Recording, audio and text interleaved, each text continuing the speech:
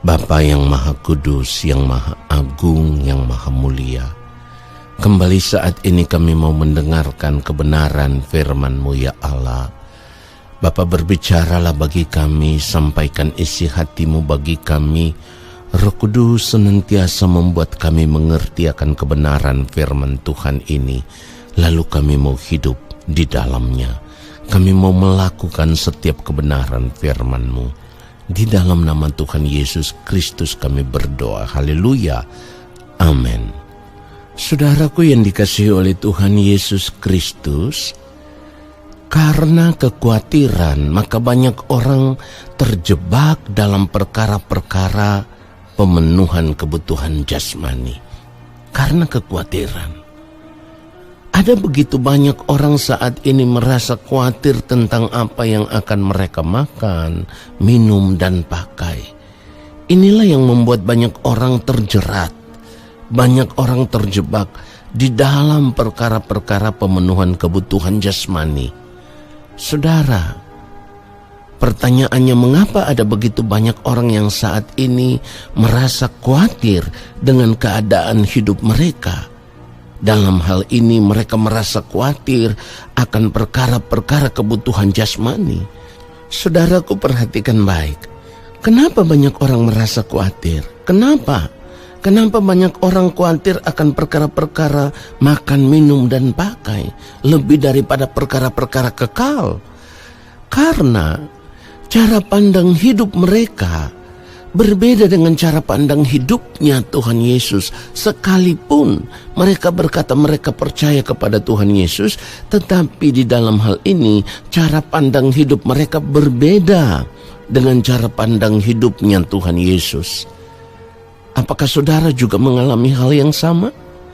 Saudara yang dikasihi oleh Tuhan Yesus Kristus, bagi Tuhan Yesus hidupnya hanya memiliki satu tujuan, yaitu melakukan kehendak Allah Bapa yang di sorga, dan tidak ada yang lain. Itulah kenapa Tuhan Yesus bisa berkata di dalam Yohanes 4 ayat 34, kata Yesus kepada mereka, makananku ialah melakukan kehendak Dia yang mengutus aku dan menyelesaikan pekerjaannya. Saudara yang dikasihi oleh Tuhan Yesus Kristus, ini adalah cara pandang hidup yang bernilai kekal, ya. Jadi apa yang Tuhan Yesus katakan ini adalah sebuah cara pandang hidup yang bernilai kekal. Sebab pada ayat firman Tuhan yang lain, Tuhan Yesus juga berkata, serigala mempunyai liang, burung mempunyai sarang, anak manusia tidak mempunyai tempat untuk meletakkan kepalanya. Itulah yang dikatakan oleh Tuhan Yesus di dalam Matius pasal yang ke-8 ayat yang ke-20. Dan ini adalah sebuah prinsip hidup yang sangat luar biasa, di mana Tuhan Yesus tidak melihat keadaan dirinya apa yang bisa ia nikmati, tetapi yang Tuhan Yesus lihat, yang Tuhan Yesus pikirkan selama hidupnya, bagaimana ia hidup hanya untuk menyukakan, menyenangkan hati Bapa di sorga. Bagaimana ia hidup hanya untuk mengerjakan segala sesuatu yang Bapa perintahkan kepada dia. Hidup di dalam ketaatan penuh terhadap Bapa. Itu yang terutama, itu yang terpenting.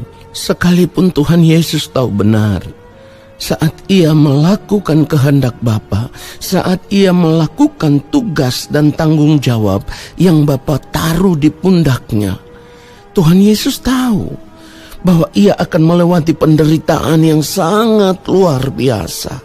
Tuhan Yesus tahu benar itu, tetapi ia taat di dalam penderitaannya untuk melakukan kehendak Bapa.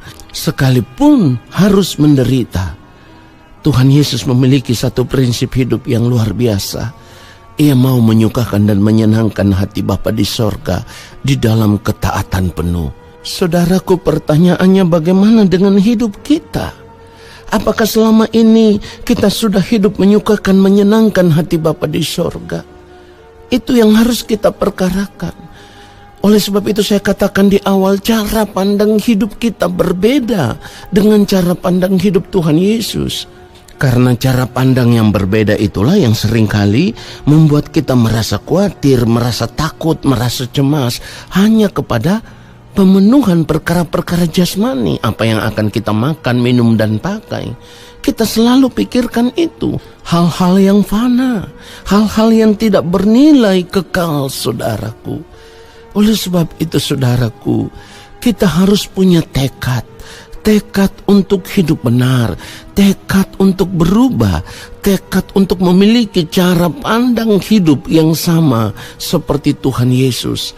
Itulah kenapa di dalam Filipi pasal yang kedua, ayat yang ke-5 sampai ayatnya yang ke-7, kalau kita perhatikan, firman Tuhan katakan, hendaklah kamu dalam hidupmu bersama menaruh pikiran dan perasaan yang terdapat juga dalam Kristus Yesus, yang walaupun dalam rupa Allah tidak menganggap kesetaraan dengan Allah itu sebagai milik yang harus dipertahankan, melainkan telah mengosongkan dirinya sendiri dan mengambil rupa seorang hamba dan menjadi sama dengan manusia.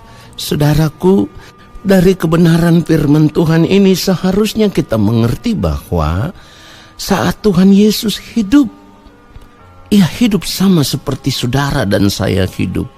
Ia hidup seperti kita hidup saat ini. Tidak ada bedanya. Yang menjadi berbeda adalah prinsip hidup Tuhan Yesus. Tuhan Yesus hanya mau hidup melakukan kehendak Bapa di sorga. Tuhan Yesus hanya mau hidup menyukakan, menyenangkan hati Bapa di sorga. Ia tidak pernah memikirkan kepentingan dirinya sendiri, apa yang menyenangkan bagi dia, apa yang menyukakan hatinya.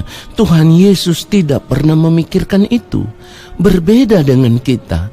Kita selalu berpikir apa yang menyenangkan diri kita, apa yang menyukakan hati kita, itulah yang kita kejar. Kita tidak pernah berpikir sungguh-sungguh mau hidup menyukakan, menyenangkan hati Bapa, apalagi hidup untuk melakukan kehendak Bapa. Orang percaya yang hidupnya mau menyukakan, menyenangkan hati Bapa di sorga, orang percaya yang hidupnya mau melakukan kehendak Bapa di sorga, tidak akan pernah memikirkan kepentingan dirinya sendiri, karena baginya hidupku adalah Kristus dan mati adalah keuntungan. Jadi saudaraku, di sini kita harus menyadari bahwa kesempatan hidup kita di dunia saat ini hanya untuk melakukan apapun yang Bapa kehendaki. Kesempatan hidup kita di dunia saat ini hanya untuk menyukakan, menyenangkan hati Bapa di sorga. Itulah kenapa di dalam hidup kita sebagai orang percaya, seperti yang firman Tuhan katakan di dalam Filipi pasal yang kedua tadi ayat yang ke-5, kita harus mau mengenakan pikiran dan perasaan Kristus di dalam kehidupan kita. Kalau kita mengenakan pikiran dan perasaan Kristus, maka cara pandang hidup kita juga akan berbeda. Kenapa? Karena yang kita pikirkan sudah tidak lagi apa yang menyukakan, menyenangkan hati kita, tetapi yang kita pikirkan adalah bagaimana hidup kita menyukakan, menyenangkan hati Bapa, melakukan semua kehendak Bapa, menuruti perintah Bapa. Ini semua adalah cara hidup yang memiliki nilai hidup yang kekal. Saudara perhatikan baik, orang percaya atau orang Kristen yang saat ini tidak mau hidup melakukan apa yang Bapa kehendaki, tidak mau hidup menyukakan, menyenangkan hati Bapa, sekalipun dia berkata bahwa dia orang percaya, dia orang Kristen. Saya mau katakan, cara hidup seperti itu menunjukkan bahwa ia tidak percaya kepada Allah. Ia tidak percaya kepada Allah. Dan kalau itu terjadi di dalam hidup saudara, itu juga berarti saudara sedang tidak percaya kepada Allah. Kita harus berubah, saudaraku. Kita harus memiliki komitmen untuk hidup benar. Hidup benar di hadapan Bapa di sorga itu hanya ada satu. Bagaimana hidup kita bisa menjadi roti yang terpecah, anggur yang tercurah bagi banyak orang. Itulah cara hidup yang menyukakan, menyenangkan hati Bapa. Itulah cara hidup melakukan kehendak Bapa. Tuhan Yesus memberikan seluruh hidupnya supaya hidupnya bisa menjadi roti yang terpecah, anggur yang tercurah. Dengan pengorbanannya itu, saudara dan saya kembali diperdamaikan dengan Bapa di sorga, supaya kita bisa dipandang di hadapan Bapa sebagai orang-orang yang telah dibenarkan.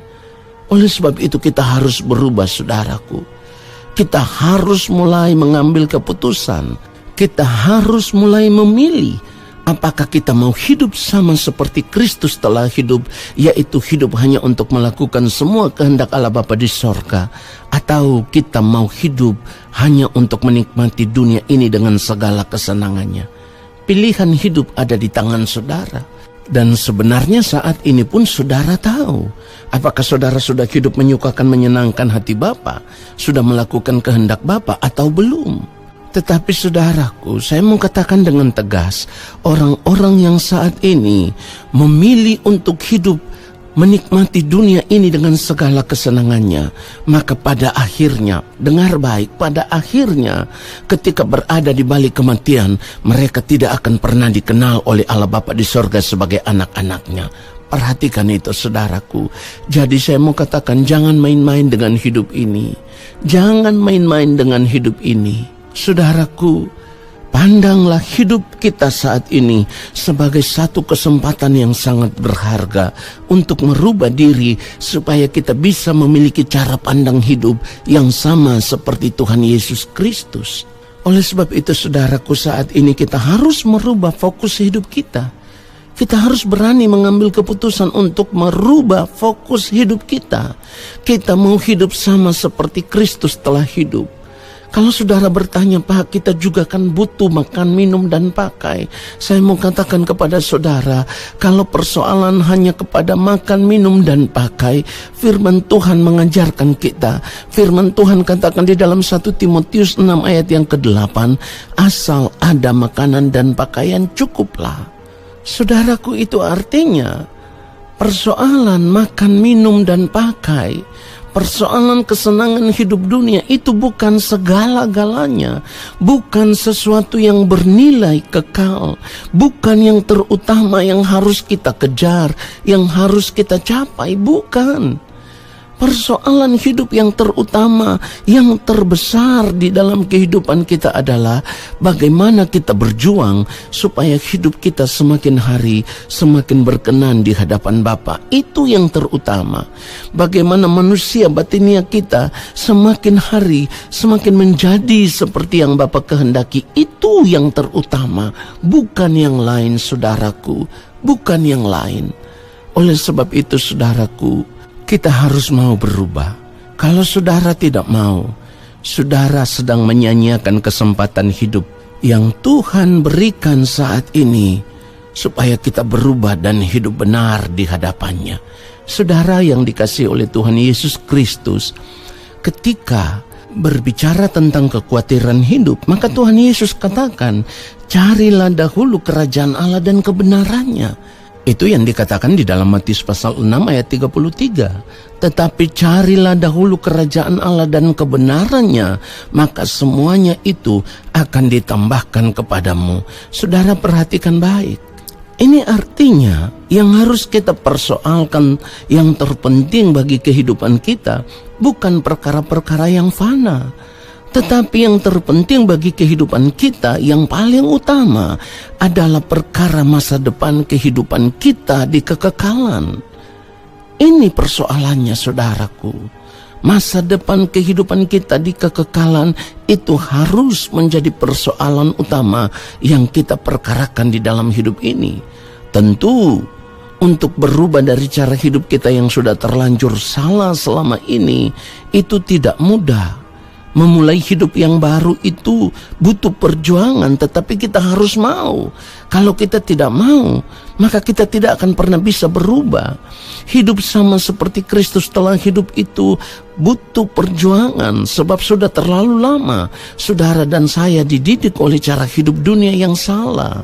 Tetapi saat ini saudaraku, kita harus berani mengambil keputusan untuk menanggalkan, untuk membuang setiap keinginan diri, setiap hawa nafsu diri yang hanya dipenuhi dengan keinginan daging, yang hanya dipenuhi dengan kesenangan-kesenangan hidup dunia.